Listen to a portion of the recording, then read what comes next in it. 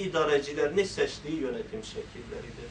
O yüzden geçmişin yönetim şekilleriyle bugünkü yönetim şekilleri arasındaki benzerlikler de farklılık gösterir. İslam dışıdırlar ama bunların İslam dışılıkları içerisinde de yani yönetim şekilleri farklılık gösteriyor.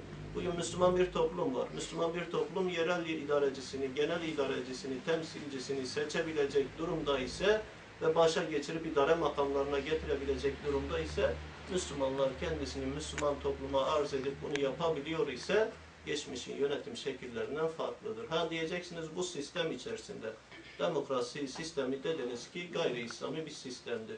Gayri İslami sistem içerisinde Müslümanlar yer alabilir mi, mücadele edebilir mi?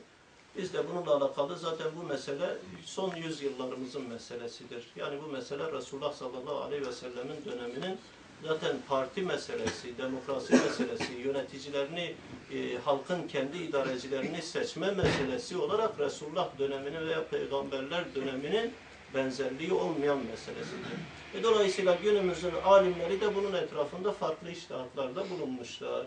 Bu alimlerin zaten bir kısmı farklı içtihatlarda bulunduğu için bu mesele etrafında kimisi parti kurmak suretiyle siyasi alanda mücadele etmiş,